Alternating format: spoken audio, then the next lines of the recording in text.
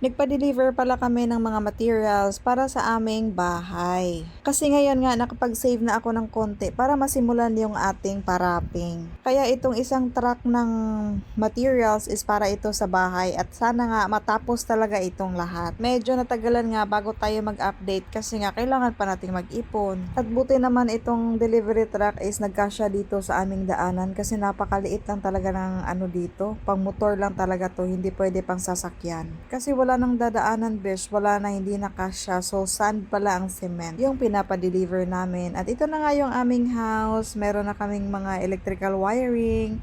May mga na dyan. Yes, yung asawa ko lang nagkabit dyan. And nakalibre ako. Kaya talaga magbibigay ako ng malaking regalo sa asawa ko sa susunod pag natapos na namin ito. Ang laking na-save namin dahil siya lang yung nagkakabit dyan. Sa electricity or electrical, anong tawag dyan? Electrical. At yung asawa ko nga, siya lang yung nagkabit dyan. Galing yan sa YouTube University. Pinag-aralan niya yan. Kaya nagpapasalamat talaga ako kay Lord na meron akong napakabait na asawa. So ayan na nga, dahil magrarapping dito yung aking bayaw. Kaya nagkabit na ang aking asawa ng ilaw. Dahil dito din sila matutulog, kasama niya din yung kapatid niya. Napakamahal magpagawa ng bahay pero sige lang, paunti-unti at matatapos din ito. Napakarami pang ang trabahuin sa bahay namin.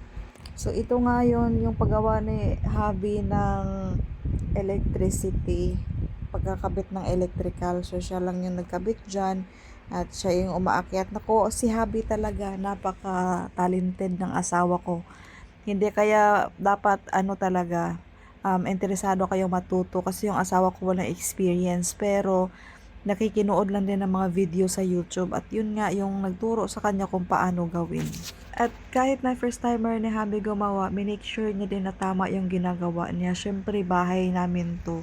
'Di ba kailangan talaga na pulido yung paggawa kasi nga bahay namin to. Kaya naman yung tiwala ko talaga is buong buo. Kaya thank you Lord, sa susunod na mag-update kami, sana may wrapping na, finishing, at may mga windows na. Thank you Lord Jesus. At lalong pinapangamba nga ng mga nagpapagawa ng bahay kasi ngayon, Diyos ko, kakatapos lang ng lindol sa Jinsan. Syempre, bilang OFW talaga, masakit talaga ang heart ko tuwing nakikita ko yung mga bahay, kahit naman hindi OFW, kahit na nasa Pilipinas man lang, na yung bahay mo nasira.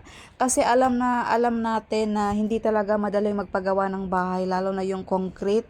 Tapos sisirain lang ng lindol ng ilang minuto. Hindi biro ang pinagdadaanan sa mga nagpapagawa ng bahay, lalo na yung mga kagaya ko na isang kahig isang tuka, na yung meron kang concrete na bahay, ilang pawis, ilang stress yung pinagdadaanan mo bago makaipon ng ganong pera para mapagawa yung bahay mo na medyo maganda naman kaysa sa bahay nyo dati, di ba?